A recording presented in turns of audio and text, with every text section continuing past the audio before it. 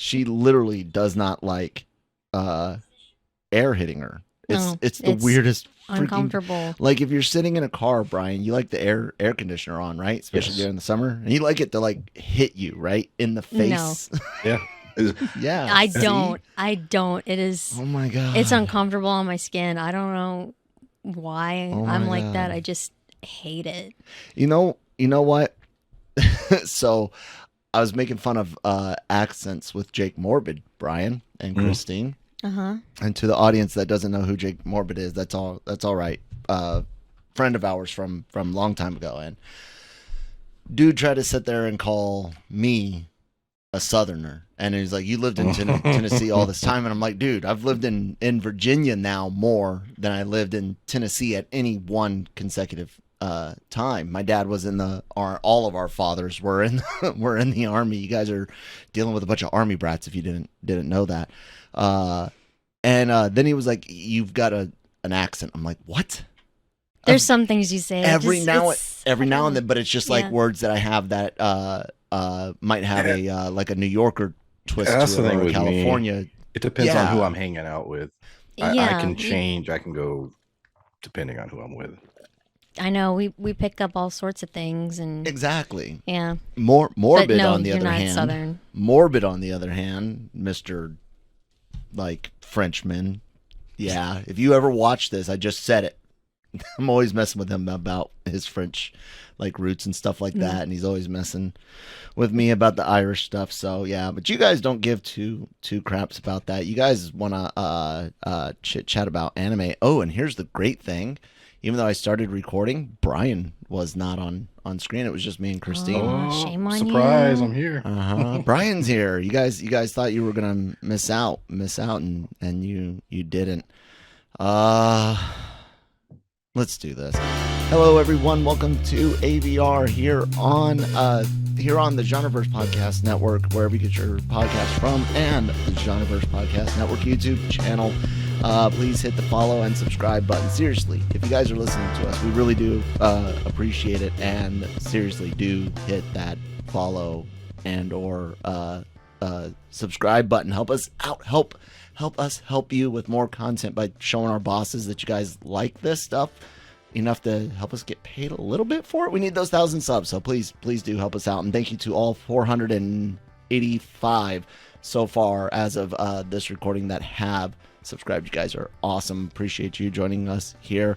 I'm Kyle. That's Christine. That's Brian. And Classroom of the Elite Season 2, Episode 11 review. SEO and rhyming and everything. Guys, what an episode.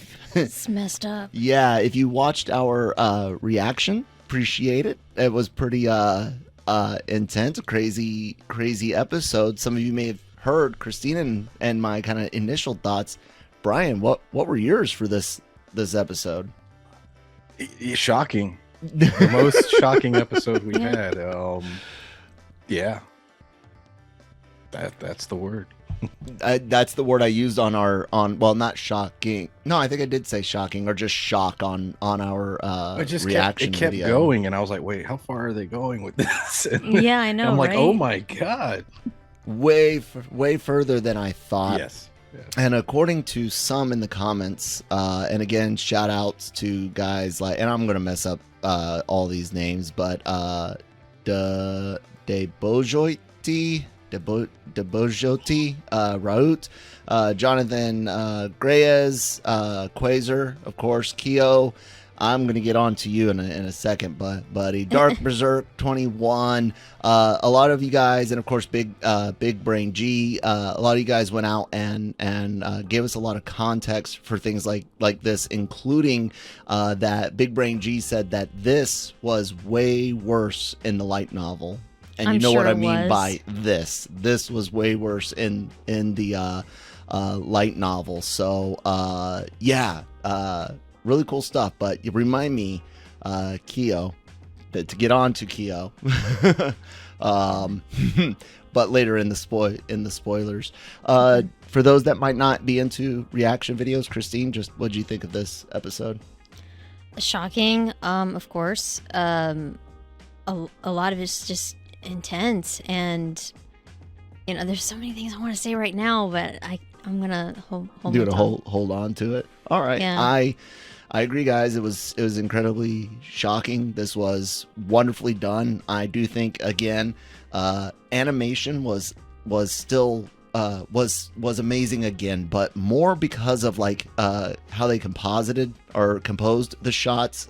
Color was a big thing. Sound design again was pretty good on this episode. I also want to get into some more spoilery territory, so why don't we just go ahead and grade it, starting with Brian. This for me was a B, just a regular B, and the reason was, without spoiling anything, it was a shocking second half, was very shocking, which I'm completely cool with, but as a whole, the episode, I don't know, it felt like it was missing a little something. The first half was a lot of talking, which was important. The second half was what it was, and we'll get into that. But to me, I don't know. I didn't feel as complete. I didn't feel that they had a good enough stinger at the end. But yeah, so B. Okay. Does it change if I tell you that we were corrected and it will be 13 episodes? There's 2 weeks left. That's nice. Does that change it at all? Or still feels like it's missing something? Okay. Yeah, because we'll get into the spoilers. Okay. Christine, what do you think? A minus. The Rationalize.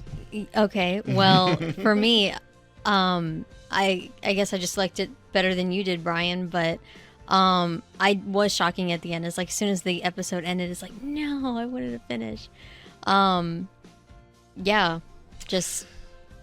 I'm gonna give it a solid A minus, and it's funny you say solid A minus, but I mean that in the best way. Like, it is like a 93 out of 100. Like, it is a good solid A minus right there before heading into A territory, and I'm just gonna say it's because of one word: Koenji. I loved that. As great as the second half of the episode is, I thoroughly enjoyed that scene, all of it. So I think it was a good. And then, like I said, I really appreciated shot compositing combined. We've had a long day. We've had an awful day, guys. Ever since the reaction, it just went downhill. But sorry to hear about that, Brian. We'll talk after. We'll get with you off. We'll get with you offline, online, but offline. So, spoiler territory. So there's really only like there's 3 things to kind of discuss, and but 2 of them kind of flow together. One, Ryuen in the classroom, like busting in, thinking he owns the place. Well, I mean, he kind of does. No. Busting in and starting some crap and getting Koenji to I said it right? Koenji, yeah. Getting him to where he wanted him. He's on his big hunt and search. When someone was like, I forget the character's name was, hey, Ayano Koji, why don't you go with them and make sure nothing bad happens? I was like, he ain't going. I didn't think he would go at first. I forget who it was in the comments pointed out that he probably went to make sure that there was like to draw attention away from him, right? He didn't want to seem like the odd man out that didn't go there when everyone else does. But I did. I thought for a moment he might just be like, not my problem, Yeah. What'd you think, Christine? I agree. I mean, he's trying to back off, and he doesn't want to make himself noticeable. So yeah, that does make sense. But it's stopping playing all the pieces, like the appearance of it. Yeah. The I don't give 2 shits kind of attitude. What'd you think, Brian? Same. I was surprised he went. Yeah, I didn't see that coming, and then I guess we'll wait until that conversation. But yeah, I was a little confused by what exactly was happening for the first part of it, and then I figured it all out. But it was, for a moment there, I was like, do I need to rewind this? Like, am I missing something? Yeah, definitely. Let's get to where the first like half of the show really shows down, and that's between Ryuen. I don't know what her deal is. She's jumped up, down, up, down. Say hi, Saris. Say no. Okay. Koenji and Ryuen have a showdown, and it's a great showdown, and it's one where you start thinking, like we mentioned in our season 1 review, which we did all at once. We didn't do episode by episode, and then maybe again during this, we all wondered, is Koenji really like super smart and shit? Like, is he on to something? And I theorized that again in this reaction. I'm like, man, he seems like he's more than meets the eye. Yeah. More than the narcissist meathead. I mean, he's still that, but more. Yeah. That's what I just said. More. What do you think, Brian? Do you think this showed a little bit more? Well, he's been mysterious the entire series. We bring him up every so often, but in terms of what game is he playing has come up many times, and we got a little bit more of that in this episode, but we did and we didn't. We still really didn't get any answers. Yeah. But it was interesting that he was being spotlighted. Yeah, definitely. Christine, did you think that showed some more? You already know where I'm going with this, don't you? Yeah. I think you're right, sort of. Not like brilliance, but smarter than just the person who's like, oh, there's work involved. I'm gonna go. Yeah. So yeah. So, and to Keo here in the comments, not that big of a deal, but it was a little annoying, because I like it when I like my theories being equally wrong as I do being right, and I like that journey towards finding out whether or not something I posited earlier was right or wrong. We're in spoilers, by the way, and this will actually somewhat spoil a little bit going forward for everyone. So if you don't know this yet, you haven't seen the comments, fast forward like maybe a minute or so. Koenji is the second smartest in the school, and possibly on pair. I'm guessing they meant par with Ayana Koji, just different personality. Y'all will see in season 3. You always do that, chewing on the cord. So go away. So yeah, a bit of a spoiler there. Koenji's super fucking smart. Yeah, Great. I did not see that coming. I'm kind of disappointed, actually. Well, he's been an anomaly this whole time, and yeah. It's like, well, how did he get in this school? Like, that was always one of my thoughts. And like we said, was he playing? Is he working with someone else? Is he, what exactly is going on? But if the fact is he's smart and he's just trying to lay low, I mean, yeah. Well, I don't know. See, like we're used to it here. There's just someone, daddy got you in. That kind of thing is what I was thinking. Like, that's why you're here. It's daddy's powerful. Yeah, why can't it be mommy? I don't know. Oh, that was funny. That was funny. Ha. Anyway, but yeah, like your parents get you in, and you just suck at life, but they're just like, no, just keep passing him. Well, I'll say this, guys. Try, please, for everyone in the that's anime only, especially if there's a theory posited and it's not answered during that episode, let it lie. Like, don't tell us whether we're 100% right or wrong. But we do appreciate everyone that does join in and discuss. So thank you. Keep doing that. And you're cool. You're cool with me. Just don't do it. It's like, oh no, yeah, you just threw a grenade and everything. But anyways, the other part that goes down in here, besides Koenji showing, hey man, I'm tracking what you're doing, Ryuen. You're looking for some mastermind. I ain't gonna tell you shit about it. Probably because he's holding on to that information for, if it could be beneficial to himself later. Well, that's what got me thinking now. Maybe he knows everything. Maybe he's figured everything out, and he's just like sitting Everything. Maybe that I would like. Just see. I take back my comment. Just see him. Jeez, you're peeking. Sorry. All of a sudden, you decide to finally find a set of lungs. It's okay. Ha No, like I said, guys, we've had a horrible day, so everyone. I know, you're just being a butt munch. The other day, you did that to me on, was it Violet Evergarden that day? Yeah, you were just awful to me. So payback's a bitch.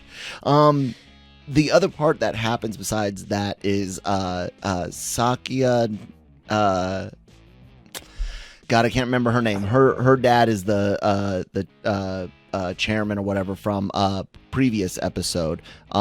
She comes in and pokes the bear. Class B. Oh, she's B. Or no, A. Yeah. She's A.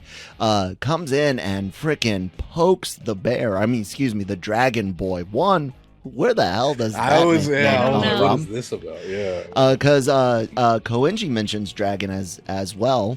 And then 2, man, dude, she didn't just like poke. She straight up took like a red hot poker and was like, Dragon Boy, do something. And dude almost drop kicked her. Freaking but she didn't flinch. And she like, didn't what flinch. the hell? She already had someone that was going to step in front, take that hit. Yep. She's got people. And there's Horikita like, oh my goodness, how is this going to go down? And someone's going to tell someone, nah, man, I tripped and fell. Yeah, Horikita, he tripped and fell. What? Like, dude, it was such a fun scene to see these, for lack of a better word, Sigma, students, these top of their groups, and fighting to be the top of the whole shebang. I really enjoyed that. I mean, it was like an episode with an episode of a tournament arc, but with no real fighting other than the one attempted like kick. That's a good description. Yeah, see? Yeah. So that's kind of why now I've justified my A-. You justified yours. I've justified mine. Anyone else have any thoughts on that scene? No? No. It's Cool. like the animation of him jumping in the air, man. Dude, it was great, right? I don't know. I guess also the American in me is just like thinking back, like when we were in school, it's like, is there going to be a fight? I want to see a fight, Everyone's like huddling around. Who's going to throw the punch? I like how it proves, even though Ryuen's all about violence, and he mentions that as like a great weapon in a few episodes ago, I like how instead they're showing what real information is, or real power is, which is information. Everything they are doing. Even Koenji, I guarantee you, while he might know a lot of stuff, even he is still probably, intel gathering with every word, everything he says. So let's talk about our poor girl. I know. Let's talk about Ryuen setting the trap for Ayano Koji via Karuyazawa. We missed something that's covered in the light novel about the cameras. I want to read this because someone actually took the time to really lay it out. Mr. or Mrs. de Bogiati Raut. Sorry. They basically said that in the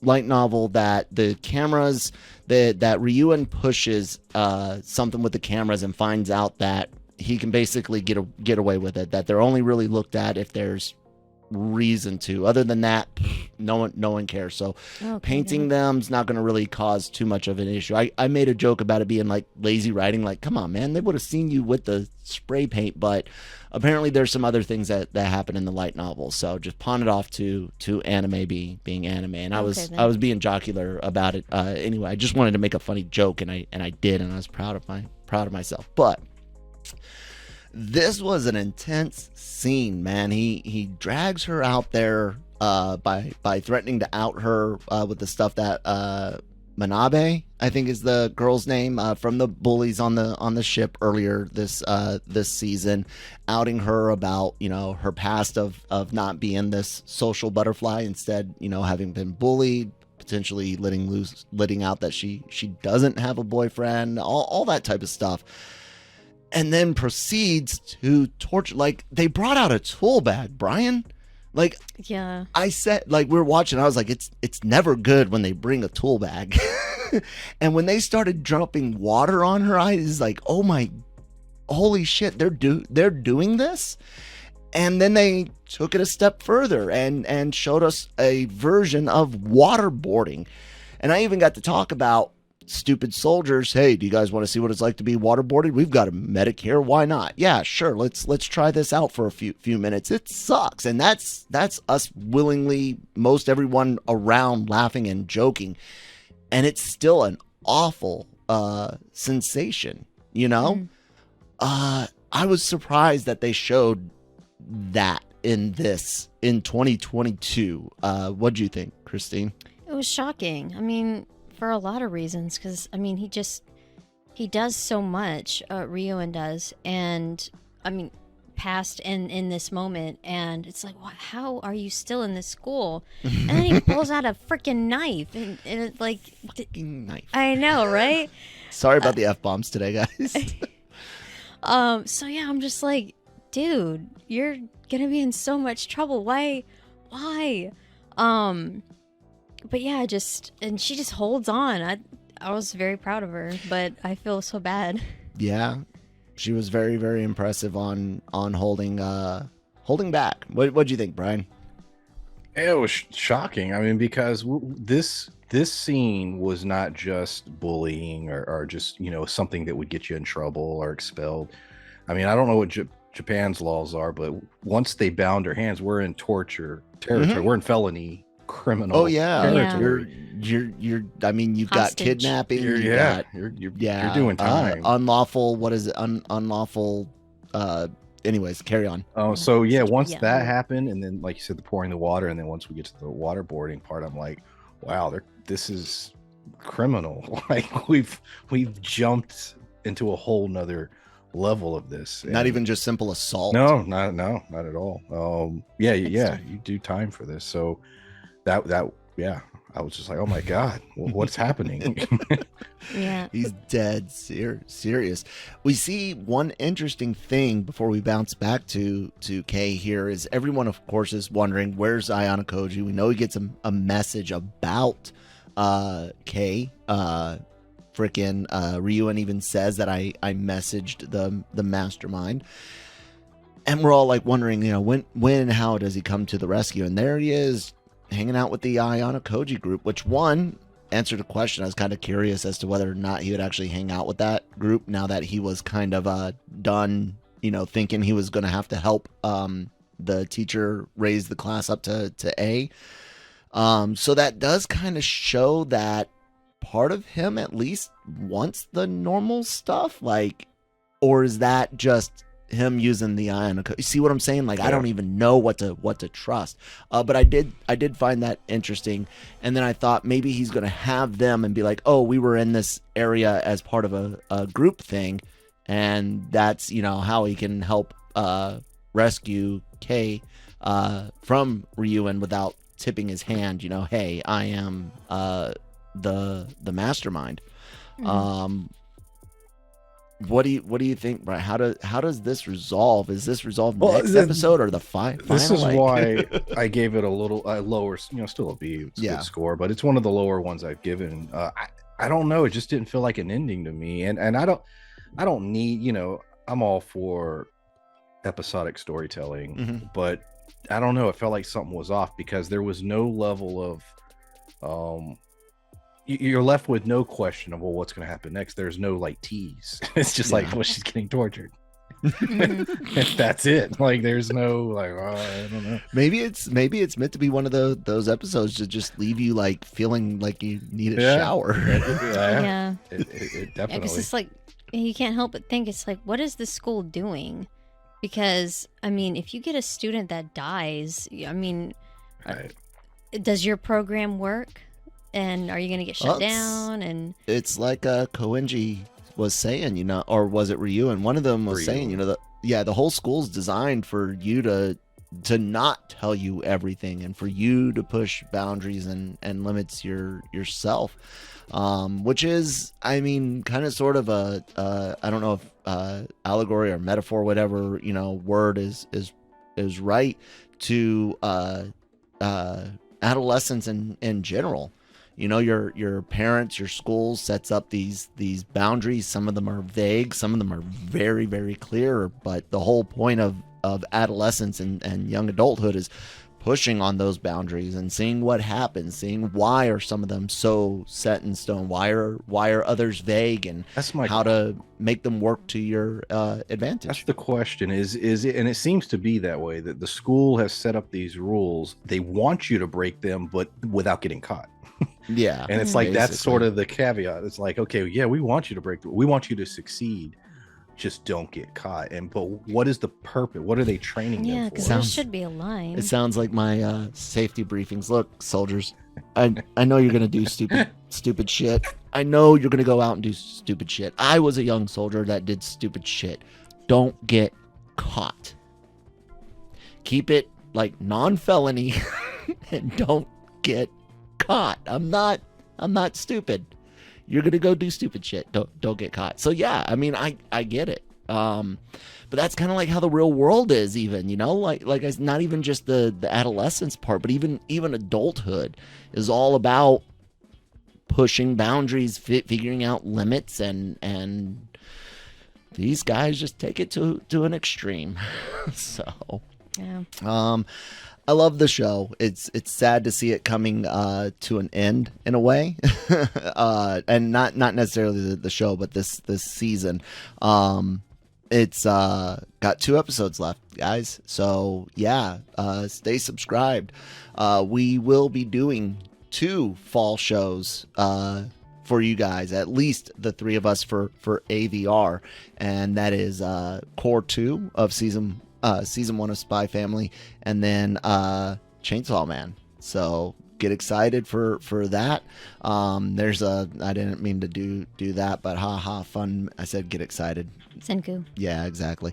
Look for that next year, because dear God, that's the reason why this show even exists. What else do we got going on? Suzume Unlocking the Doors.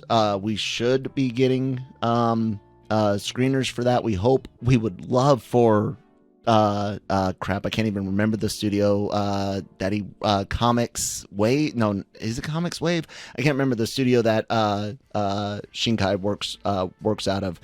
I don't know if we'll get one for the like November release in Japan, but we'll definitely get something for you guys when the North American release happens.